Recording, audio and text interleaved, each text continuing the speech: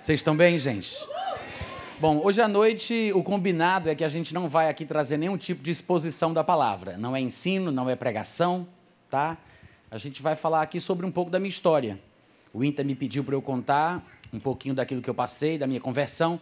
Eu tenho certeza que cada um de vocês tem uma coisa para contar sobre como foi o seu encontro com Cristo, né?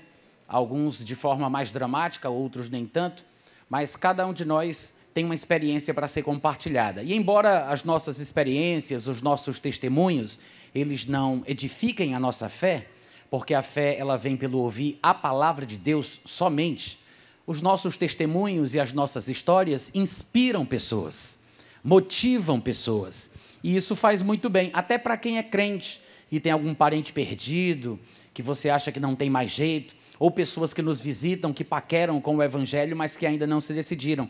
Às vezes por medo, por não saberem que tipo de vida vão ter depois que entrarem para a lei dos crentes, né? Depois que confessarem Jesus. Então, eu vou contar um pouco da minha história para vocês, eu peço um pouco de paciência, e daqui para mais tarde, toda a glória vai ser dada somente a Deus. Amém? Bom, primeiro eu quero agradecer pelo carinho do pessoal da igreja, também principalmente o casal de pastores, o Inter, a Alessandra, as meninas também, as filhas do casal, tem tratado a gente super bem aqui, está sendo maravilhoso, muito obrigado, viu, gente? Uma bênção mesmo. E é sempre bom conhecer pessoas assim, cheias da palavra, cheias da alegria, cheias do Espírito Santo. Meu nome é Natan, eu sou da cidade de Fortaleza, para quem ainda não sabe, a capital do Ceará, e tenho 47 anos de idade, eu sei que não parece nesse corpinho de 25, mas em 1989, eu recebi Jesus como Senhor da minha vida, mas até chegar nesse momento foi um período muito árduo. Desde criancinha, quando eu tinha lá os meus 13, 12 anos de idade, eu já me perguntava sobre o sentido da vida. Eu sempre quis saber de onde foi que eu vim e para onde é que eu vou. Antes de conhecer Jesus, antes de ouvir a palavra, antes de saber do Evangelho, eu me indagava muito por que eu existia, se Deus existe, onde é que Ele está, será que Ele está me vendo, por que eu não vejo Ele, e será que quando eu morrer eu vou voltar a ser o que eu não era antes de ter nascido? Eu não lembrava de nada antes de ter nascido, era um breu, aquele vazio, aquele nada, e o meu temor, o meu pavor era que quando morresse eu deixasse de existir. Eu não sabia o que ia acontecer e as pessoas que não têm Cristo, que não conhecem a palavra, vivem nesse dilema. Só que eu queria resolver isso o mais rápido possível, porque o único momento de consciência que eu tinha era nessa vida. Era a única vida que eu tinha. Eu ouvia algumas teorias sobre reencarnação, aquela questão toda, e depois eu acabei me envolvendo mais profundamente, à medida que eu for contando aqui você vai entender, mas eu não sabia se era certeza que depois da morte eu iria viver novamente. Então, eu busquei, de forma desesperada, ter as respostas antes da morte. Isso é muito novo, né, gente? Eu tinha 12, 13 anos de idade. E, através da influência de alguns amigos, obviamente, eu acabei me envolvendo com um estilo de vida perigoso, destrutivo. Comecei a fumar maconha, a cheirar cola, a tomar comprimidos, coisas da época da minha adolescência.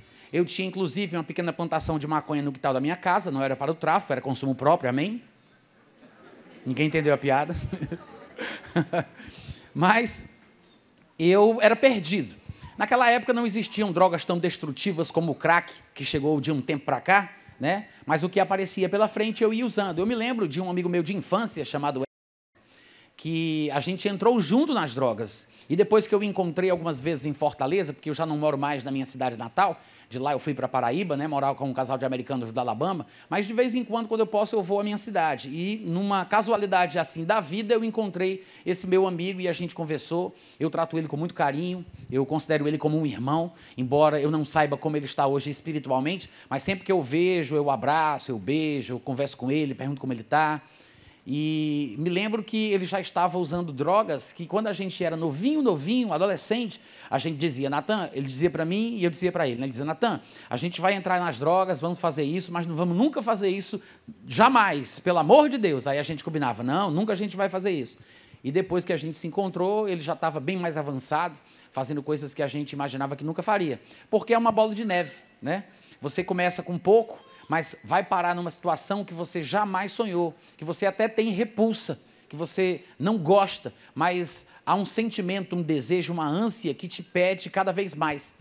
É como uma pessoa, por exemplo, que começou a beber tomando um copo de caipirinha, sei lá, é gostosinho, é saborosinho, toma um copinho de vinho, uma coisinha aqui, aí ele fica um pouco tonto, mas aí para, tem um certo controle, só que o corpo ele vai ganhando o que nós chamamos de resistência, é uma habituação química, né? Nós falamos no popular que é uma tolerância que o corpo adquire à medida que ele ingere certas quantidades de drogas. O álcool, para quem não sabe, é um narcótico, tá? Ele é um narcótico, ele altera o estado da consciência da pessoa. Mas aí, o que acontece é isso, o corpo se acostuma e aquele mesmo copo de antes já não faz mais efeito. Então, a pessoa precisa de 2 copos, depois os 2 copos já não fazem mais efeito, ela precisa de 3 copos, 4 copos, e assim vai. E é por isso que a pessoa migra muito normalmente de uma droga para outra e vai sempre escalonando, querendo mais e mais. E eu quero só dizer que eu estou dando esse exemplo aqui falando de narcóticos ou de qualquer tipo de alucinógeno que você possa pensar, mas isso se encaixa em qualquer padrão de comportamento vicioso. Isso funciona para pessoas que têm dificuldades de largar comidas de teor calórico muito alto. Isso funciona para pessoa viciada em pornografia e masturbação.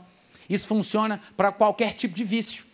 O vício não é simplesmente uma forma de se falar sobre uma coisa que eu gosto muito. Hoje em dia, já se sabe, através da neurociência, que é uma disciplina científica relativamente moderna, né? Já se sabe que o vício, na verdade, é uma patologia cerebral. É uma doença cerebral crônica primária, como diabetes, hipertensão, não tem cura.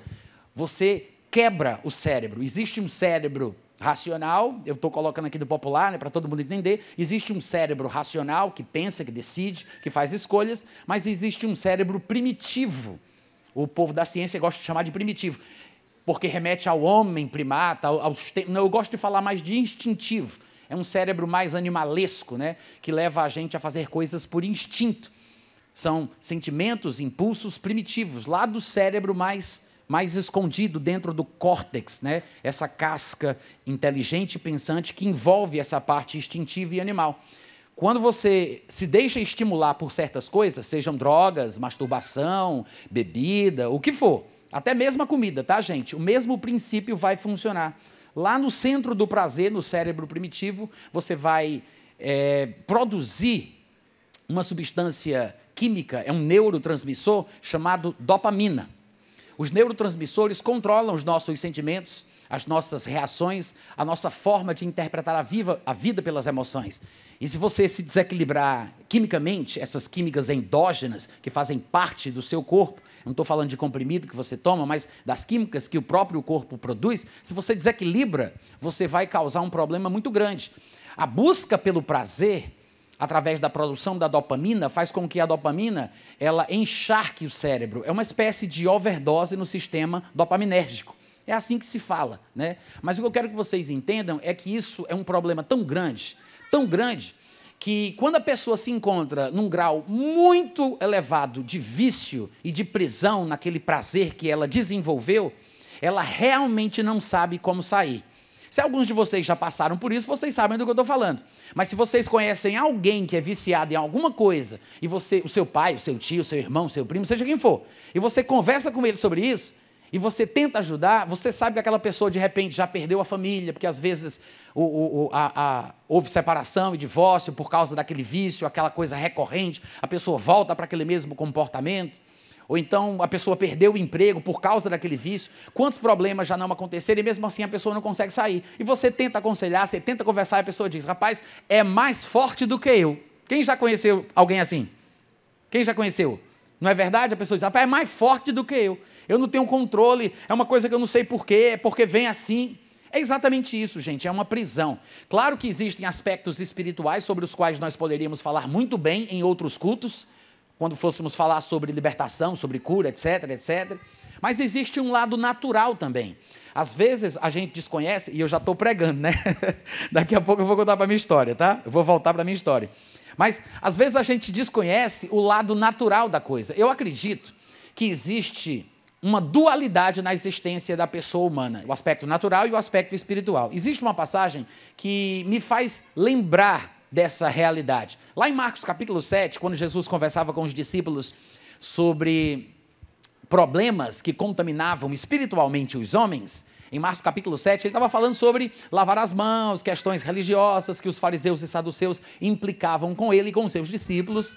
E eles achavam que as mãos e as coisas tinham que ser lavadas para que eles não fossem contaminados. E Jesus vai mais além, vai mais fundo ainda e fala sobre contaminação espiritual. Do versículo 18 em diante, ele diz: assim vós também não entendeis, não compreendeis que tudo que de fora do homem, tudo que de fora entra no homem não pode contaminar, porque não entra no coração, mas no ventre, e do ventre vai para um lugar escuso.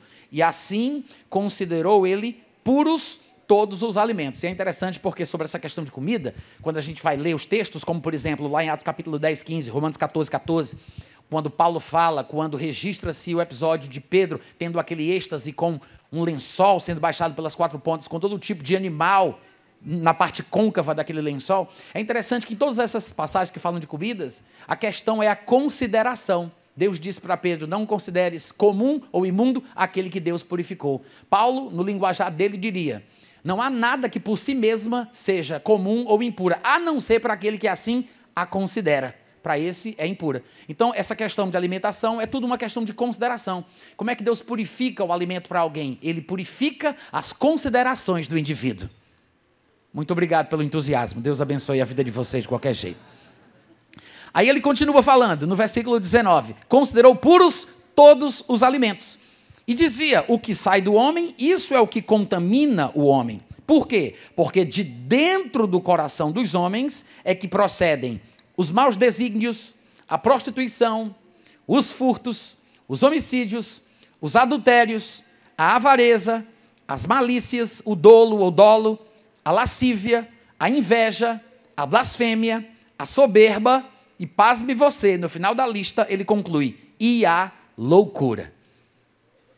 E às vezes a gente não para pensar, né, que Jesus está falando sobre coisas espirituais. Por isso ele diz: sai de dentro do coração, que é uma figura de linguagem para o espírito humano. É uma coisa espiritual. A loucura é espiritual. Ah, tem aspectos naturais?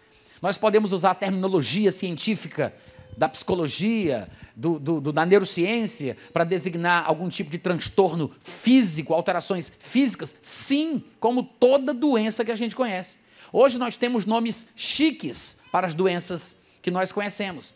Chamamos, por exemplo, algum tipo de deficiência auditiva de nervos auditivos atrofiados. A pessoa não consegue enxergar, de repente tem um nome de glaucoma. Mas quando você vai para a Bíblia, você vê Jesus Cristo falando espírito surdo, espírito cego, espírito de enfermidade, espírito de loucura. Porque existe o lado espiritual, assim como existe o lado natural. Nós somos seres espirituais e seres naturais. E nós estamos em contato com o mundo espiritual o tempo inteiro.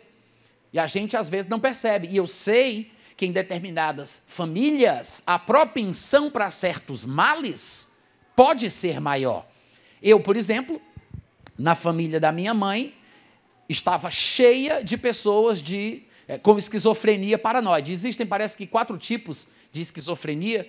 A pior delas, embora seja a mais popular e mais comum, é chamada de esquizofrenia paranoide.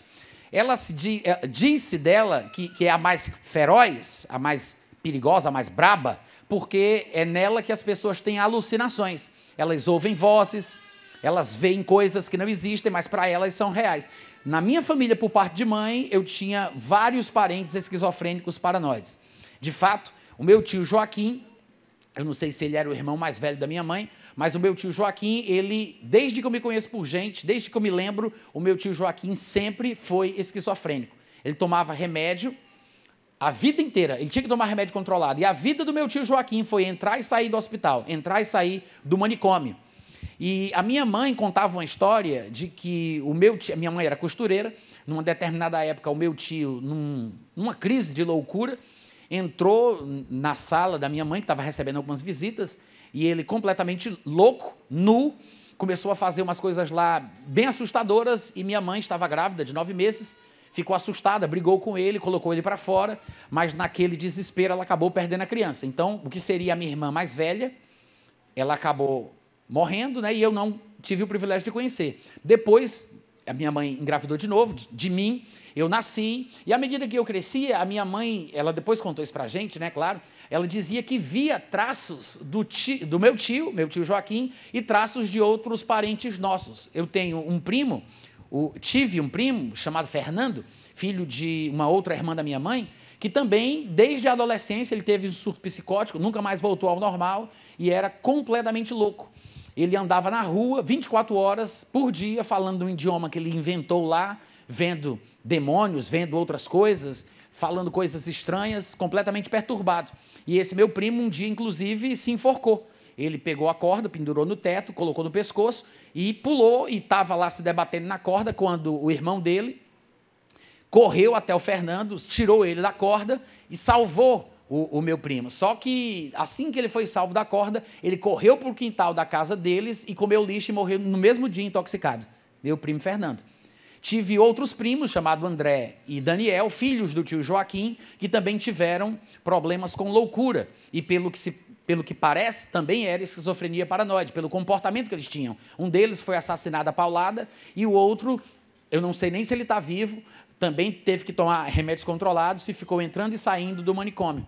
Eu tive uma tia chamada Rita, que também tinha lá uns problemas de loucura, e uma avó que eu não conhecia, a mãe desse povo todo, que parece que também tinha problemas com loucura. Isso é o que a minha mãe me contava. Então, a minha mãe, ela estava cercada, e veja, ninguém era crente, ninguém era cristão, ninguém seguia Jesus, eram católicos, né? Tinham cada um lá a sua religião, a sua prática religiosa, mas a minha mãe disse que quando me via crescendo, e ela via em mim traços do que ela viu na família, inclusive no tio Joaquim e em outros parentes, ela dizia que tinha medo de que aquilo que havia acontecido com os parentes dela acontecesse comigo também, pois foi dito e feito. Quando eu tinha mais ou menos aí os meus 16, 17 anos, eu já estava usando drogas nessa época, né? Quando eu tinha mais ou menos os meus 16, 17 anos, eu comecei a mergulhar profundamente numa filosofia hinduísta que chegou até mim através das músicas de um cantor baiano chamado Raul Seixas. Quem já ouviu falar de Raul Santos Seixas? Raul Seixas foi um grande músico aqui brasileiro, é considerado como o pai do rock nacional, né? E toda vida que eu conto essa história, quando eu falo de Raul Seixas, as pessoas às vezes me entendem mal. Parece que o povo pensa que eu estou falando mal de Raul Seixas. Eu não estou falando mal do Raul, né? Pelo contrário, eu acho que ele foi um gênio, um homem inteligentíssimo, fora do normal, espirituoso, muito ligado nas coisas espirituais, só que, infelizmente, o Raul se perdeu num caminho que não leva a lugar nenhum, porque ele se envolveu com o que é conhecido como a filosofia hinduísta. Raul ele recebeu uma influência muito forte de um livro sagrado hindu chamado Bhagavad Gita. Bhagavad Gita é uma frase em sânscrito, que seria o idioma sagrado dos hindus. Traduzindo para o português, esse nome, Bhagavad Gita, significa o canto do Senhor.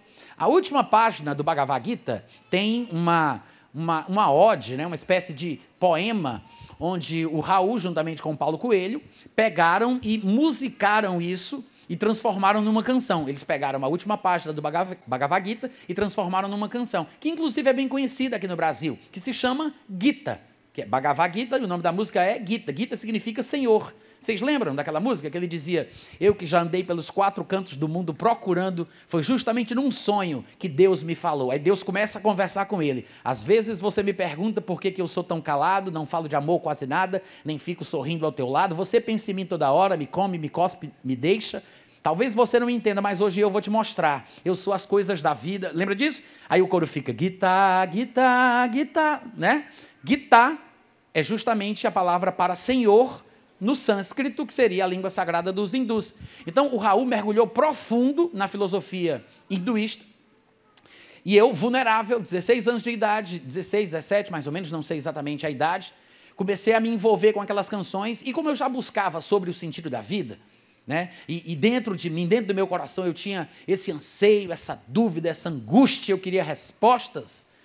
Aí o que aconteceu? O Raul Seixas chegou até a minha vida e me colocou por um caminho do qual provavelmente não teria volta se eu não tivesse conhecido Jesus como Senhor da minha vida. As músicas do Raul começaram a me deixar impressionados com as coisas que ele falava, porque para quem já ouviu as músicas do Raul Seixas, para quem já teve essa curiosidade de analisar o que ele canta, você vai ver que o Raul Seixas ele não era um cantor como os outros que falavam sobre a dor de ter sido traído por uma mulher amada, ou a solidão do dia a dia, ou coisas banais. Pelo contrário, ele ridicularizava os sentimentos banais dos cantores contemporâneos dele.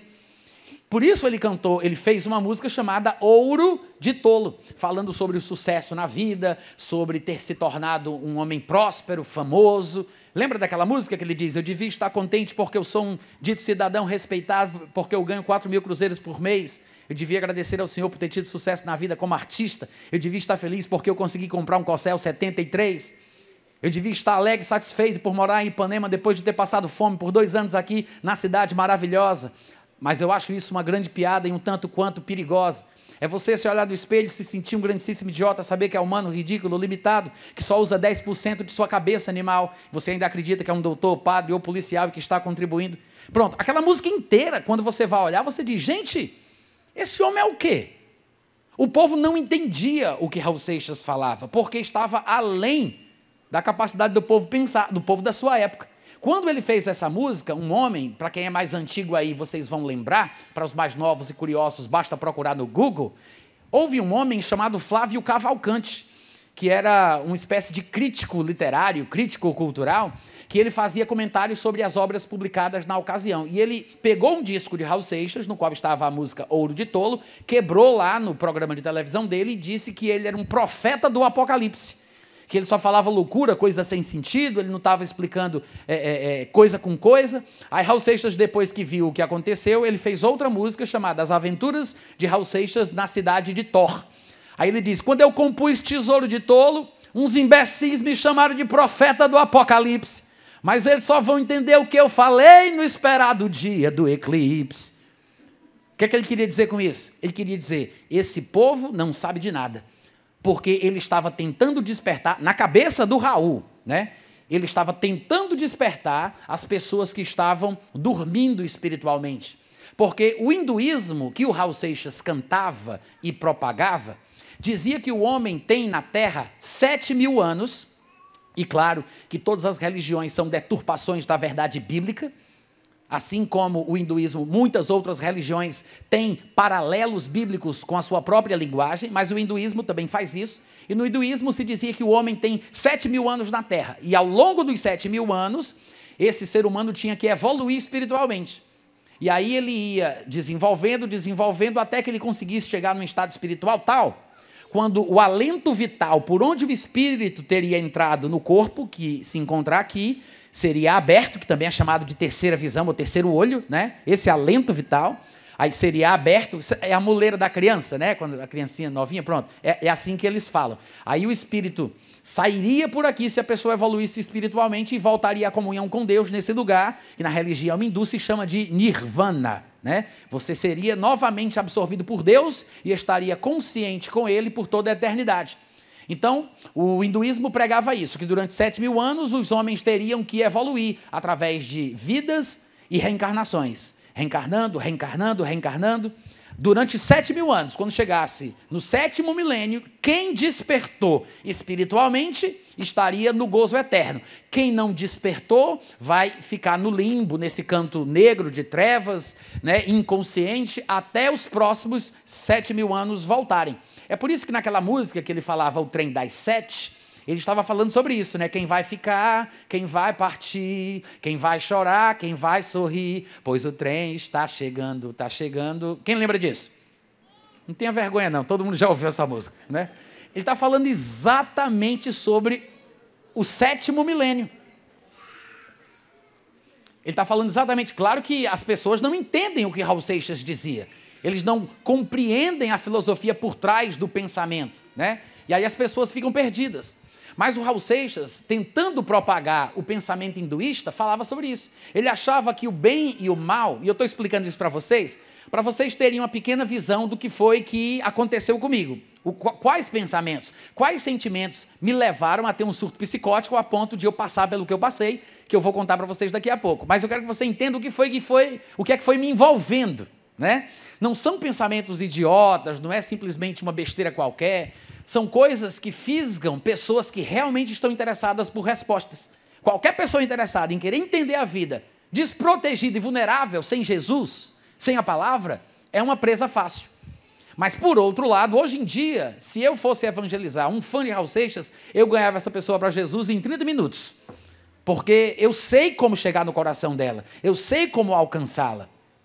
Porque, afinal de contas, uma pessoa que é realmente fã de Raul, eu não estou falando daquela pessoa que ouve Raul para beber, não. Eu estou falando de uma pessoa que estuda a vida, vai atrás dos livros que o Raul Seixas leu, quer saber por que ele pensava da forma que pensava, né? A sua filosofia, aquela coisa toda. Uma pessoa dessa interessada em respostas, que é praticamente uma religião, né? Inclusive, quando perguntavam a Raul Seixas, Raul, qual é a sua religião? Ele dizia, Raul Seixismo, porque ele tinha a própria vida dele, o próprio estilo dele, de pensar, de viver, etc. e tal. Mas o que ele cria, basicamente, estava fundado nos Vedas sagrados dos hindus, no Bhagavad Gita. E o Bhagavad Gita, o hinduísmo, ele ensina que o bem e o mal são duas facetas de uma grande verdade que está oculta. É como se o mal e o bem, Satanás, Jesus, fossem apenas termos, ideias que fizessem parte de um plano mais profundo. É como se Deus, para tentar evoluir o homem, tivesse criado esse intrincado jogo de xadrez no qual os homens têm que analisar as situações e desenvolver espiritualmente. Então, o bem e o mal, eles são duas faces de uma mesma moeda. Essa era a ideia de Raul. É por isso que quando Raul diz que serve ao diabo, muita gente crente não entende. Porque na cabeça do Raul, ele pensa que está fazendo a vontade de Deus ao servir Satanás, né? Tem, inclusive, essa música mesmo, do Trem das Sete, ele vem contando o que vai acontecer, né, no 7º milênio, quando a verdade universal for revelada, quando Deus se mostrar quem Ele é, quando as pessoas evoluídas forem absorvidas por Deus e o pessoal voltar ao estado de inconsciência até os próximos milênios. Ele diz que nesse momento vai haver, ele diz assim, olha, o céu já não é o mesmo céu que você conheceu, não é mais. Vê, é o sinal das trombetas dos anjos e dos guardiões. Oi, lá vem Deus deslizando do céu entre brumas de 1000 megatons. Aí ele diz, oi, o mal vem de braços e abraços com o bem num romance astral. Amém. Termina assim. É doido, não é, gente? Ele termina dizendo, maluco, ele termina dizendo, amém. Por quê? Ele quer transmitir uma ideia de religiosidade no que ele está dizendo. Porque isso é sagrado, é uma verdade divina, é isso que ele tenta transmitir. Muita gente não entende até hoje a música Tente Outra Vez. De vez em quando até igrejas evangélicas inventam de cantar como se fosse um louvor, né? Mas o Raul está falando ali sobre a perseverança que o ser humano tem que ter para evoluir espiritualmente e se desprender do círculo de reencarnações. Ele está dizendo que a pessoa, enquanto estiver viva, ela tem que tentar de novo. E Raul acreditava que a maneira pela qual o homem voltaria para Deus é através da música. Só que tinha um problema. Como é que os homens voltariam para Deus através da música, através da canção, se o povo só canta besteira? Só canta coisas sobre essa vida secular, essa vida passageira? A primeira coisa que o Raul fala quando ele começa a música Tente Outra Vez é para dar uma dica de que ele não é como os outros. Aí ele diz, veja, não diga que a canção está perdida. Por quê? Porque ele está dizendo, eu estou fazendo a minha parte. Tenha fé em Deus, tenha fé na vida. Tente outra vez. Enquanto você tem 2 pés para cruzar a ponte, ele está falando sobre as dimensões espirituais. Para você evoluir, se espiritualizar, desencarnar de volta para Deus. Aí ele diz, eu vou desistir, eu estou procurando, eu não encontro uma solução, não encontro um caminho, ninguém canta direito. Aí ele diz, não pense que a cabeça aguenta se você parar, porque é uma voz que canta, uma voz que dança, uma voz que gira bailando no ar. Lembra disso? E está falando sobre a canção como instrumento divino para trazer o homem de volta para Deus. É por isso que naquela música que ele chama de Ouro de Tolo, a gente até falou sobre ela aqui, ele diz, eu é que não me sento no trono de um apartamento com a boca escancarada, cheia de dentes, esperando a morte chegar. Por quê? Porque longe das cercas embandeiradas que separam os quintais, falando mais uma vez sobre as 2 dimensões, o mundo natural e o mundo espiritual, ele diz, longe das cercas e bandeiradas que separam os quintais, no cume e calmo, no mais alto lugar da minha percepção espiritual, no cume e calmo do meu olho que vê, assenta-se a sombra sonora de um disco voador. Porque ele fazia uma ligação com termos extraterrestres, OVNIs, disco voador, com os anjos da Bíblia. Ele misturava tudo. Então, às vezes, gera uma confusão em quem não está inteirado sobre o linguajar do Raul, mas ele está falando ali de coisas que, aparentemente, tem tudo a ver com a Bíblia. Na cabeça dele tinha, né? Nós que somos evangélicos temos um pouco mais de conhecimento e devemos saber diferenciar uma coisa da outra. Mas o que o Raul Seixas estava querendo fazer era transmitir uma missão. É por isso que numa das canções dele, ele diz: eu já ultrapassei a barreira do som, fiz o que pude às vezes fora do tom, mas a semente que ajudei a plantar já nasceu. O nome dessa música é A Geração da Luz, falando sobre o próximo passo, o próximo povo.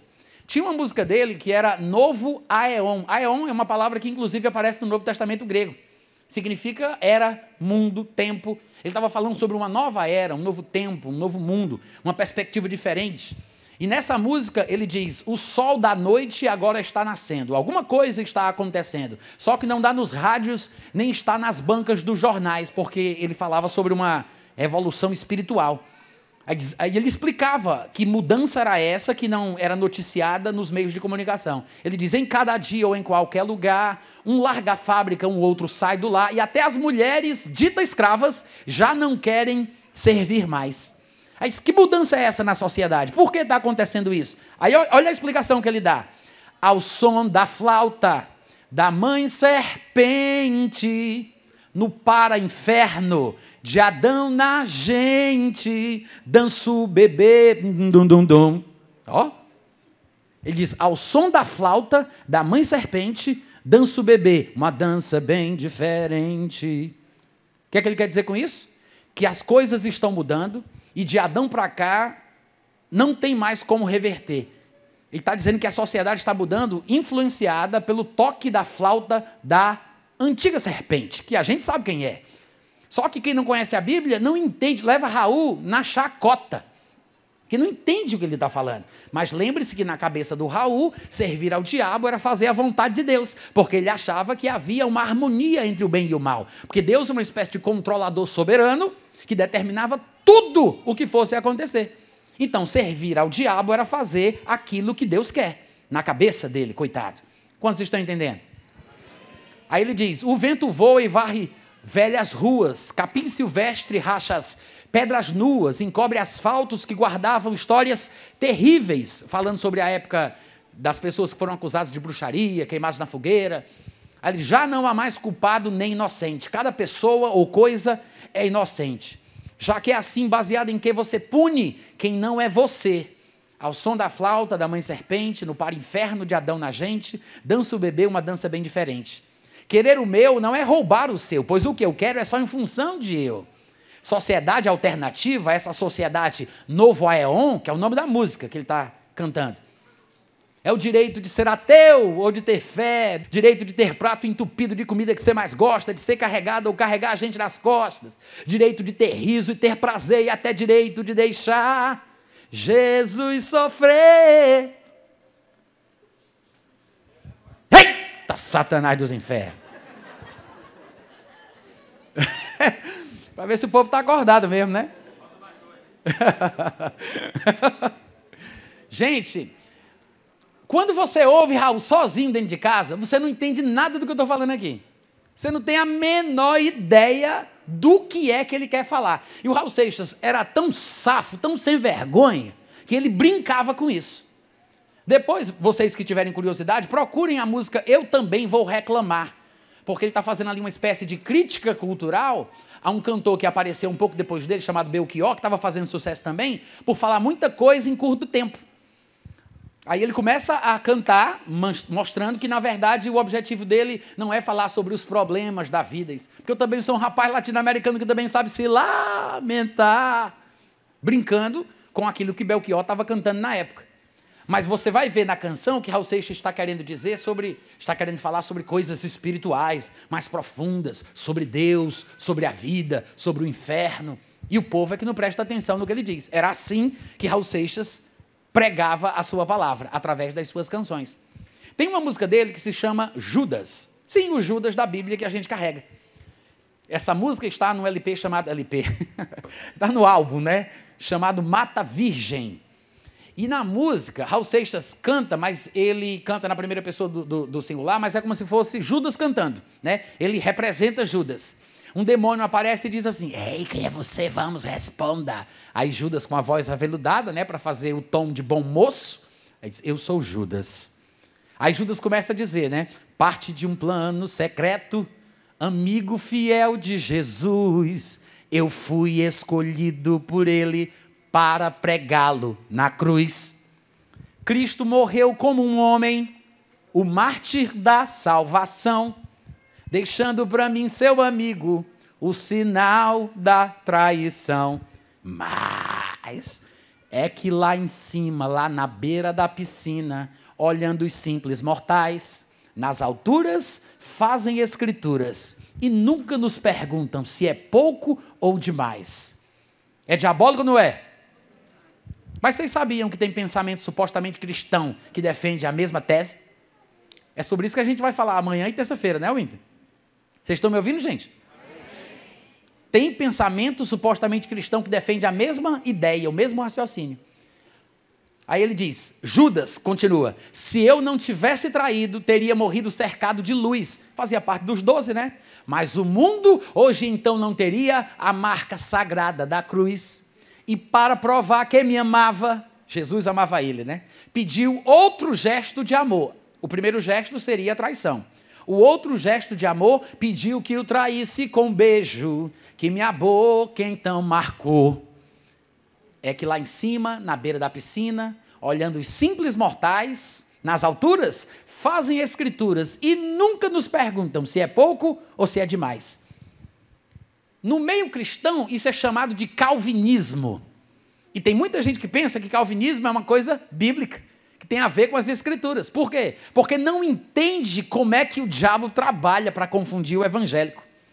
Isso entrou na igreja lá pelo século V, mais ou menos, através de uma religião maniqueísta, através de um padre católico, que supostamente recebeu Jesus, mas não largou os pensamentos orientais de determinismo e de fatalismo. E vem evoluindo dentro da igreja e se mascarando através de versões corrompidas, e através de termos supostamente teológicos que denigrem a imagem de Deus. Só que nós estamos mostrando aqui, gente, o que Raul Seixas cantava. E eu estou explicando o que Raul Seixas falava, e você observa que o mesmo pensamento está dentro do que é chamado de calvinismo. Mas é exatamente a mesma coisa que a filosofia calvinista prega. Só que eu tinha 16, 17 anos, era um menino totalmente inexperiente, vulnerável, sozinho no mundo, não tinha ninguém para me ajudar. Aí Raul Seixas veio e me pegou de jeito. Coitado do Raul, ele também estava preso nas filosofias que ele abraçou. Só que tinha um agravante. Primeiro, eu estava usando drogas e eu tinha uma família toda com problema de esquizofrenia paranoide. Aí você já pode imaginar o que foi que aconteceu. Eu comecei a praticar o hinduísmo dentro de casa. Eu tive acesso ao Bhagavad Gita, traduzido para o português por Reviralta Borel.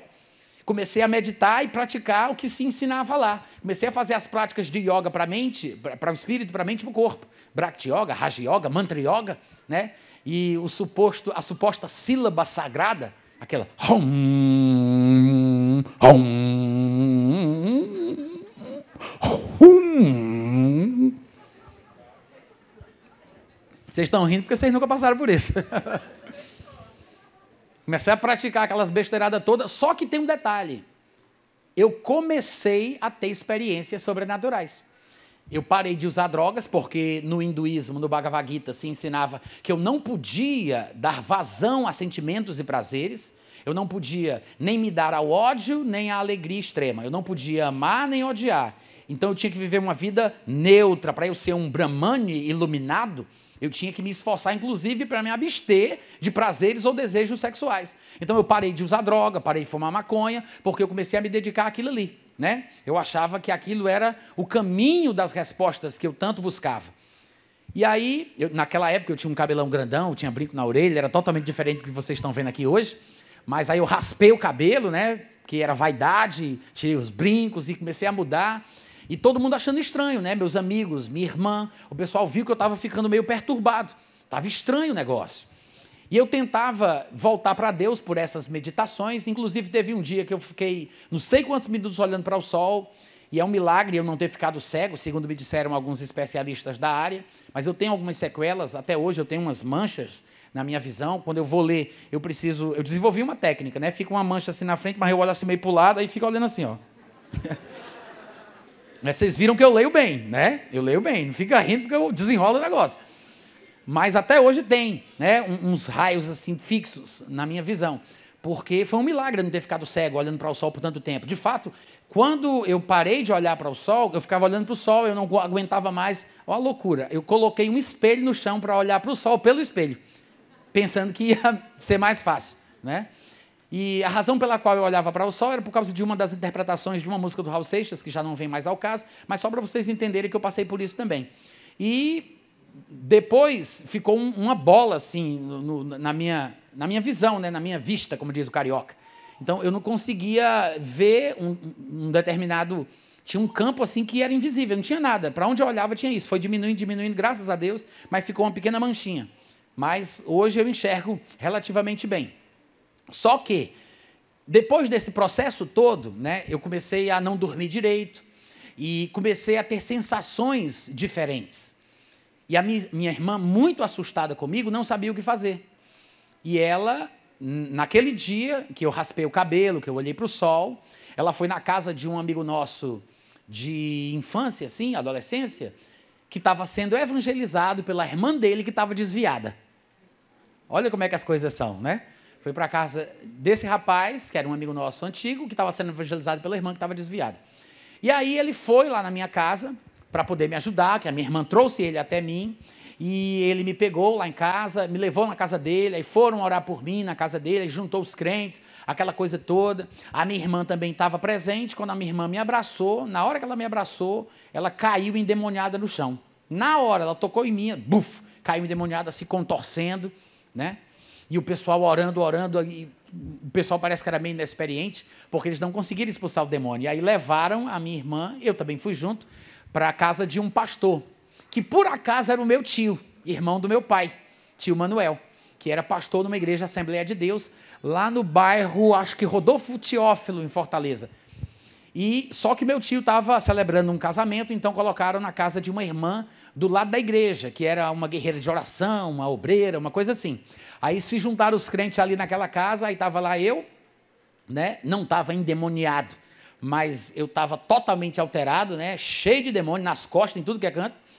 Minha irmã endemoniada, sem consciência, totalmente perdida ali, se contorcendo. E o pessoal orando, impondo as mãos, tentando expulsar os demônios, aquela coisa toda. E nessa noite, esse meu amigo recebeu Jesus como Senhor, minha irmã foi liberta, os demônios saíram, ela confessou Jesus, e eu, dizem que eu confessei Jesus também, mas eu não confessei coisa nenhuma. Eu devo até falar da boca para fora, mas eu nem lembro de ter feito isso. Teve, inclusive, uma ocasião lá em que disseram que alguém disse assim, me disseram depois, né, esse meu amigo e a minha irmã me disseram que a mulher que estava orando falou, Satanás, sai daqui, leva as tuas coisas. Aí eu peguei, dei as costas e fui saindo pela sala. Aí me pegaram de volta e me trouxeram para a sala. Eu não me lembro disso. Quem me contou foi a minha irmã. Teve 2 momentos em que eu não lembro de nada. O resto, eu sei de tudo, conheço até a sensação que eu tive e posso contar para vocês. Mas esse é um dos momentos em que eu não lembro e o outro eu vou já chegar. Mas aí a gente foi para o carro, aí minha irmã agora já era crente, o meu amigo também já era crente, o pessoal confessando Jesus e falando de Deus e aquela coisa toda, e eu lá no meio. Mas deixa que eu ainda estava com as minhas perturbações, né? As vozes que eu estava ouvindo, uma coisa assim bem... Eu pensava que eu estava evoluindo para poder passar para o Nirvana. Então eu queria passar para o Nirvana só assim, pela meditação. Eu não poderia me matar. Se eu me matasse, eu achava que talvez eu chegasse lá, porque eu já tinha evoluído espiritualmente, não estava conseguindo sair do corpo pela força do pensamento, mas quem sabe se eu enfiasse uma faca no peito, pelo menos naquele nível espiritual que eu me encontrava, eu voltaria para Deus, na minha cabeça. E aí a gente volta para casa e naquela noite que houve essa oração e tudo mais, eu comecei a ter uma sensação estranha na minha testa. Eu estava ouvindo vozes, né, e comecei a ver vultos passando dentro do quarto onde a gente estava deitado, no quarto onde a gente dormia, e eu e minha irmã dormíamos no mesmo quarto, e eu abria os olhos assim para ver se não era impressão minha, mas aí eu via aquele vulto passando assim no canto da parede, aí eu disse, meu Deus, será que eu estou vendo isso mesmo? E aquelas vozes, né, como se fosse uma coisa que não desse para distinguir, Não dava para discernir o que estava sendo falado. Eu sabia que tinha gente falando perto de mim, mas eu não sabia o que era. Eu queria me concentrar para ouvir e não conseguia. E aí minha testa começou a tremer, a vibrar. Ela fazia como se fosse assim, ó, sabe? Aqui, eu passava a mão assim e não sentia isso. Eu passava a mão aqui na minha testa e não via que estava afundando, mas a sensação era que a testa estava fazendo isso. Aí eu passava a mão e nada de mexer, mas a testa mexendo e aquela coisa estranha. Aí eu me levantei e fui andando até a cozinha.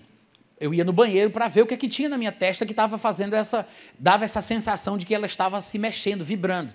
Enquanto eu andava no corredor para ir até a cozinha, eu via o meu corpo andando na frente. Eu estava atrás, meu corpo andando na frente, e eu estava desencaixado do meu corpo. Quando eu era novo convertido, que eu ia contar isso para as pessoas que me perguntavam, eu dizia que eu tinha saído do corpo. Depois que eu comecei a ler a Bíblia, e eu fui mudando o meu linguajar e adequando a forma de falar ao padrão bíblico, eu entendi que ninguém sai do corpo sem morrer, porque o corpo sem o espírito está morto. Eu não tinha morrido, então eu não estava fora do corpo. Na verdade, é apenas a sensação de que você está fora do corpo. É como se você tivesse ido em outro lugar, quando na verdade você não vai. É como num sonho, que quando você sonha, você é o protagonista do sonho, mas algumas vezes, em alguns sonhos, você se vê no sonho em terceira pessoa. É a mesma coisa, é apenas uma sensação espiritual, tá? Não é que você sai do corpo. A pessoa só sai do corpo quando ela morre. Não tem como sair do corpo sem morrer. Então, foi apenas a sensação espiritual que eu tive. Foi uma experiência real, na minha ignorância eu achava que tinha saído do corpo, já falei isso algumas vezes, mas depois que eu conheci a Bíblia, eu entendi o que de fato estava acontecendo ali. Então, a sensação foi essa. Meu corpo ia na frente e eu ia atrás. Quando eu cheguei no espelho, que eu me deparei aqui diante da minha imagem, quando eu olhei, tinha 3 olhos. Tinha um olho aqui, um aqui e um na vertical, era verde ou azul, eu não me lembro agora a cor, mas um na vertical. E quando eu piscava assim, os 3 olhos piscavam. Então, o que estava acontecendo? Na minha cabeça, pelo que eu vim estudando, pela influência do Raul Seixismo, do hinduísmo, né, do Bhagavad Gita, o meu alento vital teria sido aberto. O meu terceiro olho, essa visão sobrenatural. E é por isso que eu estava ouvindo vozes, estava vendo vultos, porque eu estava adentrando numa dimensão espiritual mais profunda. E aí, quando eu vi aquilo, eu fiquei assustado. E eu comecei a olhar alguns desenhos de latas de leite ninho ou outros materiais, de achocolatados, e tinha uns desenhos, umas gravuras, e eu parecia interpretar os desenhos como se tivesse uma mensagem subliminar, como se tivesse uma mensagem por trás, espiritual, que nem os homens que tinham feito aquilo sabiam, mas como se entidades que controlavam as pessoas estivessem colocando sinais do que estava para acontecer. E eu enxergava nas coisas mensagens do que estava para acontecer no mundo, como se fossem profecias, né, de acontecimentos catastróficos. E eu, apavorado daquele jeito, voltei para o quarto onde estava minha irmã, e nessa parte é quando eu não lembro também do que aconteceu. É a segunda ocasião em que eu fiquei totalmente inconsciente. Mas depois a minha mãe e a minha irmã me contaram o que foi que eu fiz. A minha irmã diz que eu cheguei até ela e fiz assim, shh, peguei no pescoço dela e comecei a enforcar ela para matar mesmo. E ela começou a se debater, batendo em mim. Minha mãe ouviu, que estava num quarto próximo, e correu para cima de mim e me tirou de cima da minha irmã. Minha irmã, que tinha sido liberta naquela noite, né, como eu contei para vocês, que a gente foi naquela casa, o pessoal orou por ela. A minha irmã, ela ouviu muito o pessoal dizendo, sai em nome de Jesus, sai em nome de Jesus, sai em nome de Jesus. Ela disse que quando ela me viu naquela situação, ela lembrou dessa história. E aí, ela começou a repetir o que ela tinha ouvido. Sai em nome de Jesus. Gente, ela não tinha um dia de crente ela não tinha. Mas ela começou a repetir. Sai em nome de Jesus. Essa vida não te pertence. Em nome de Jesus, sai daqui. Repetindo o que ela ouviu falarem para ela, quando estava orando por ela. Nessa hora, eu voltei. Né? Eu me lembro que estava em pé, minha mãe e minha irmã, e eu batendo, eu acho que nas duas ou na minha mãe, eu não me lembro, mas eu estava me estapeando com elas ou com uma delas. E aí eu em pé sem saber o que estava acontecendo. E eu nervoso, né, tremendo, porque eu achava que eu tinha que ter paciência para passar por esse treinamento espiritual para voltar para Deus, né, no Nirvana lá, cantado e pregado por Raul Seixas e também pela filosofia hindu.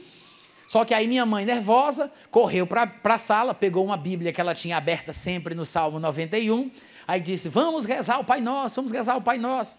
Aí eu disse, eu não quero rezar o Pai Nosso. Aí disse, você quer que eu reze o Pai Nosso? Eu falei, você quer que eu reze? Eu vou rezar.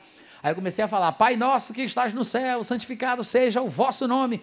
Aí quando eu disse assim, venha a nós o vosso reino, gente, nessa hora a minha garganta aqui abriu, saiu uma voz grossa, assim, grave, sabe? Uma coisa assim bem diabólica, tipo de filme mesmo de terror. Gente, horrível, horrível. Aí, aquela coisa assim, né? Aí minha mãe, apavorada, começou a gritar por um vizinho nosso, que o apelido carinhoso dele era Dão.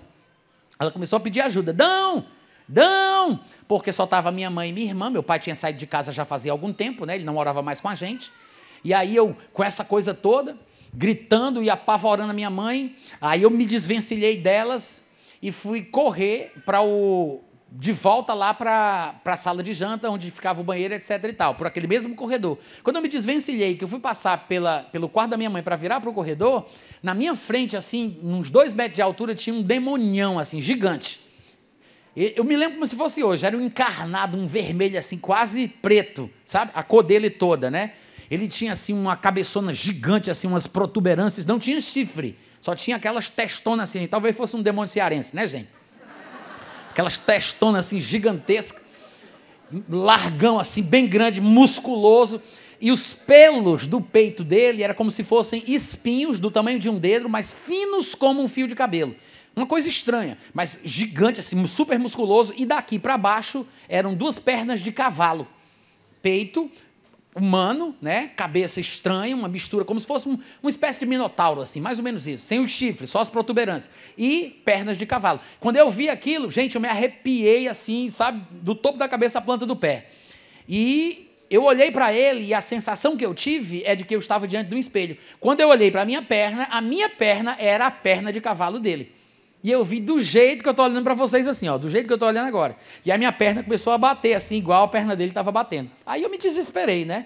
Saí correndo assim no corredor, aí eu abri umas venezianas que tinha na sala de janta, e quando eu olhei para o céu, estava tudo claro, e havia 4 mísseis subindo assim no céu.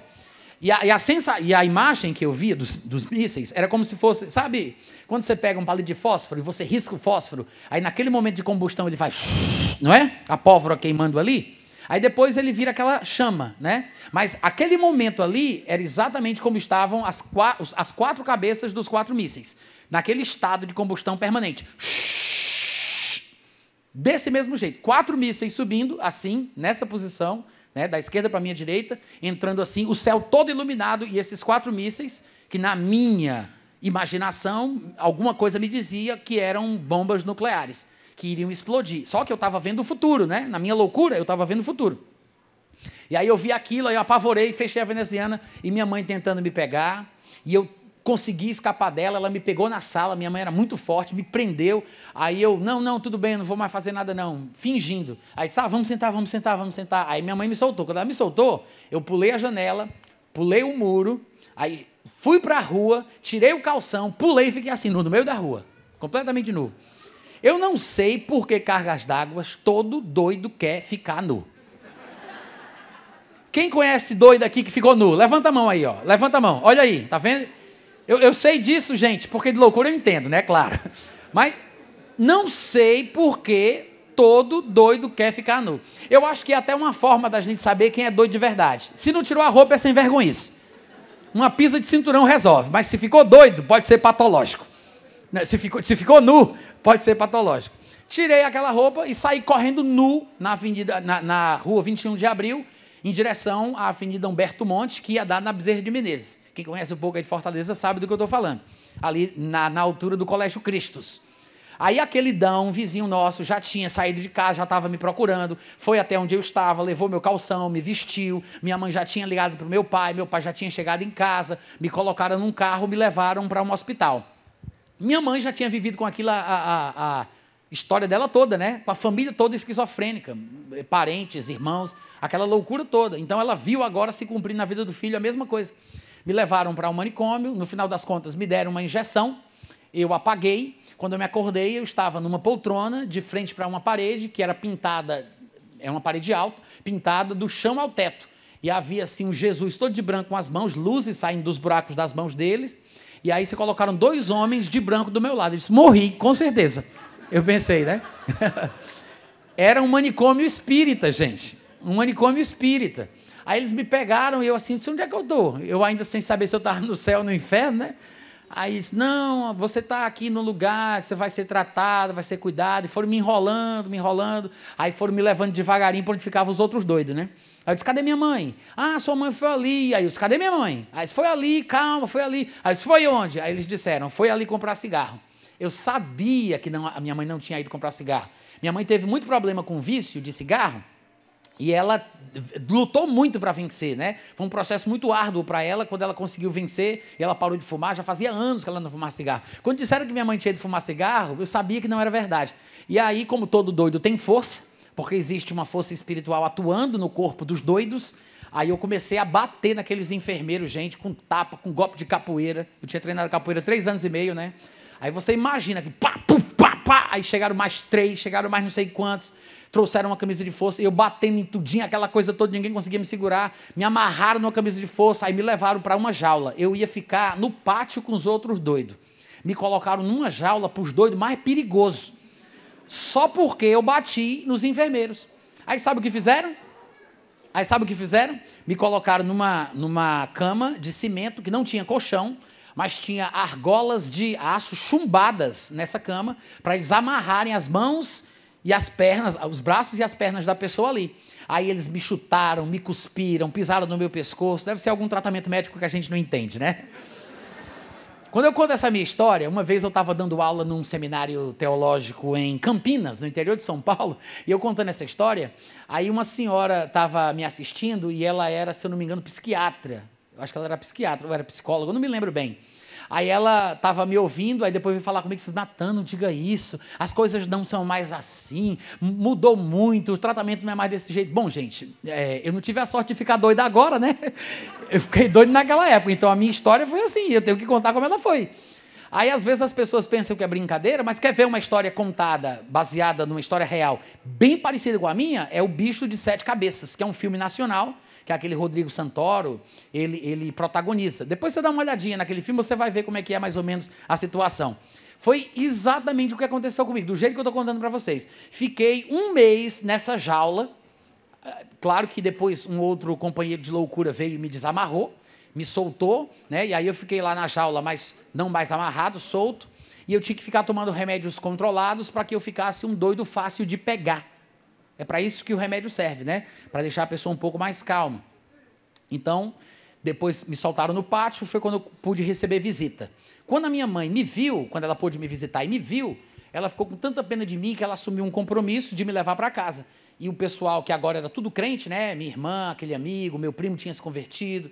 Eles disseram que iriam cuidar de mim, me colocar em algum lugar evangélico, iam me colocar num lugar onde eu pudesse receber a palavra, aquela coisa toda. Aí minha mãe foi lá no outro dia, assinou um termo de responsabilidade e me tirou do manicômio.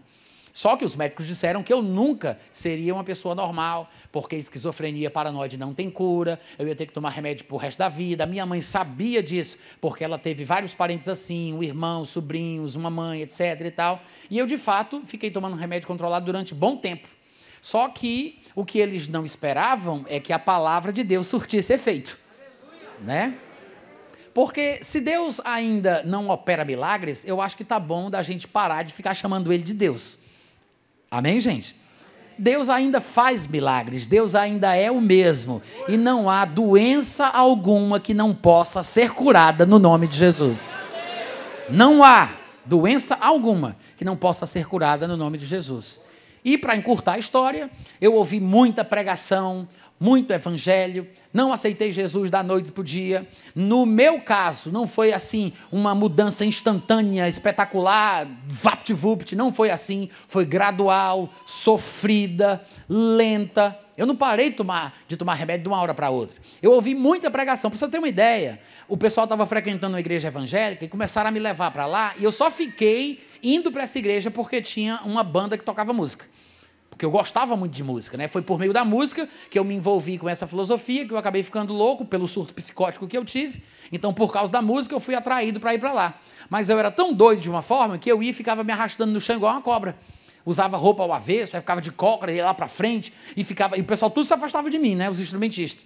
E o pessoal ficava tentando cuidar de mim. O pastor estava pregando, aí tinha uma marquise, em cima, uma espécie de laje, um mezanino. Aí eu subia nas escadas, ia lá para cima para pular. Aí o pessoal corria e me pegava e me tirava. Eu subia nos bancos, virava os quadros de cabeça para baixo, ficava me arrastando no chão igual uma cobra.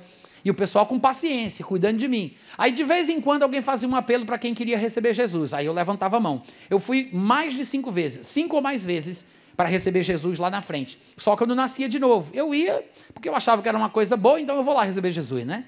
Mas não nascia de novo. Até que um dia, ouvindo uma mensagem sobre o arrebatamento, uma antiga fita cassete chamada A Última Trombeta, era um LP, uma revelação de um senhor de idade que teve sonhos na cidade de Oslo, na Noruega, e ele relata o que aconteceria no mundo depois do arrebatamento. Quando eu estava ouvindo aquela fita ali, e eu cercado de crente já, não tinha ainda nascido de novo, mas aquilo me deu um temor, sabe, gente? Assim, uma coisa assustadora, que nenhuma pregação que tinha sido feita tinha dado. Aí eu fui para a igreja, depois o pessoal levou numa casa de um amigo para orar. Naquele dia que a gente orou, eu recebi Jesus com convicção.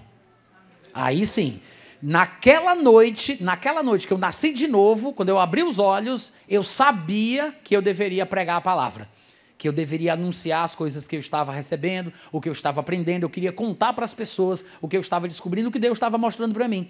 Eu fui para casa, da casa desse meu amigo até a minha casa, como se eu estivesse flutuando, a sensação estranha, um negócio diferente, sabe? Eu não me lembro o dia, o mês e o ano.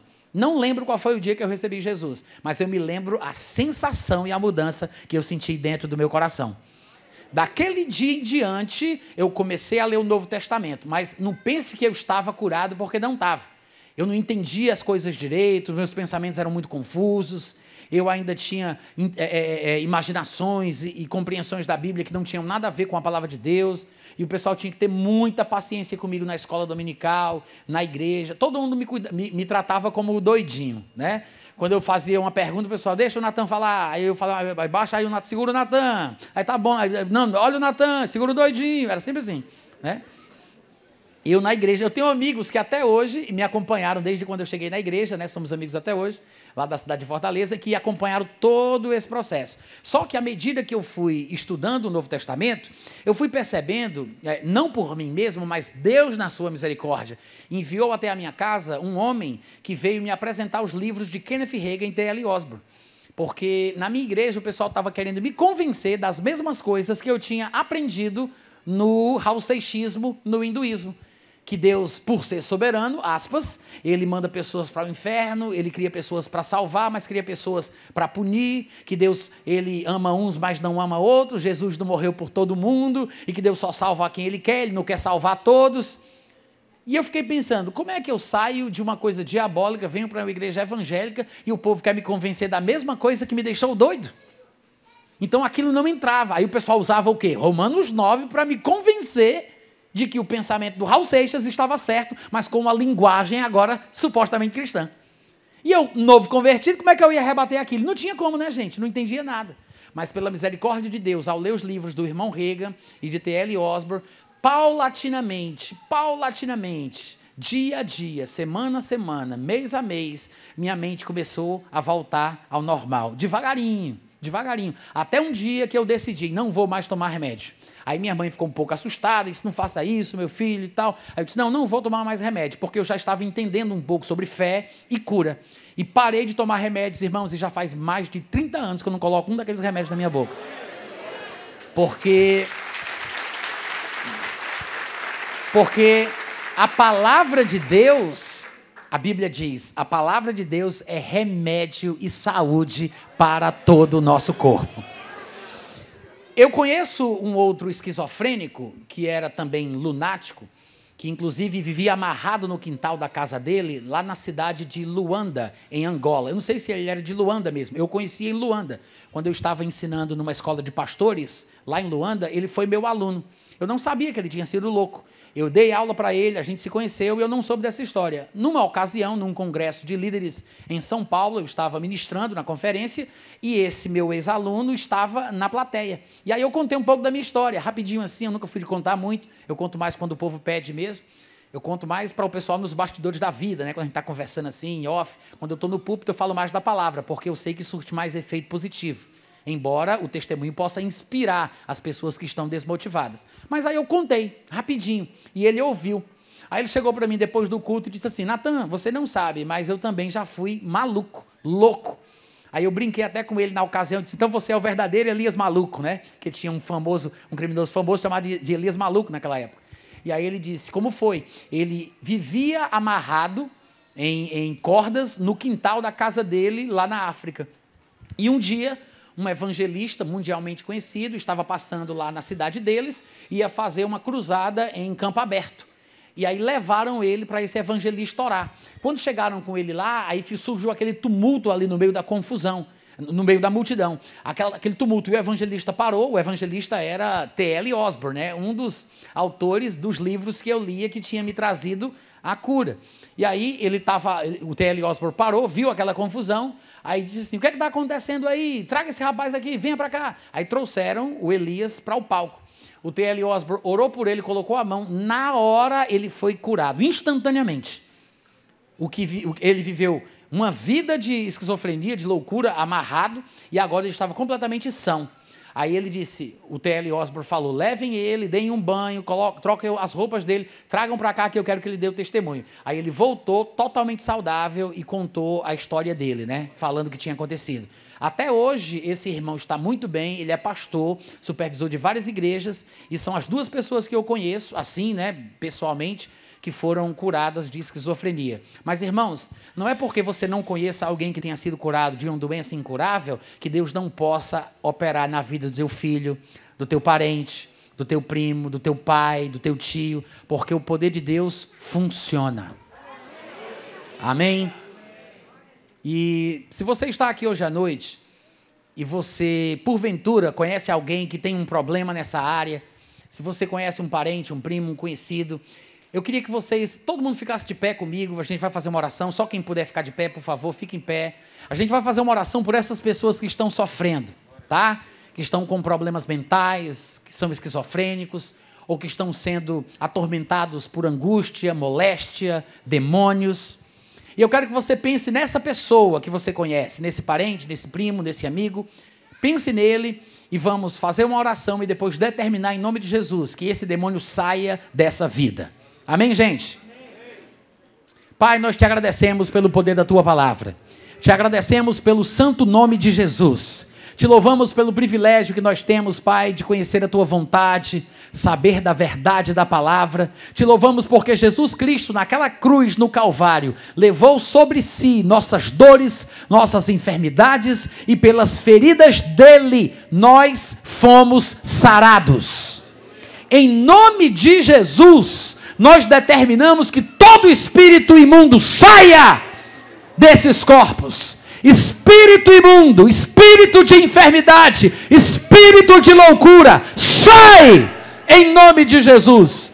Repreendemos, ordenamos, fora dessa vida, dessa família, em nome de Jesus Cristo, que haja cura em nome de Jesus. Toma posse, irmão, toma posse, querido, em nome de Jesus. Ora pela vida do teu conhecido agora.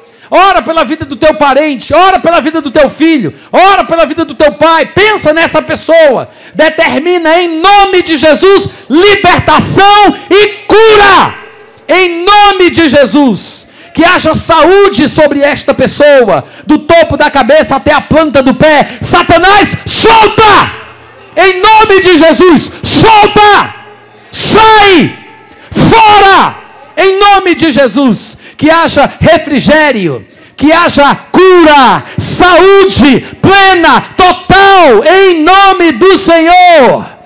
Que haja um milagre, recuperação, sanidade mental, paz, em nome de Jesus.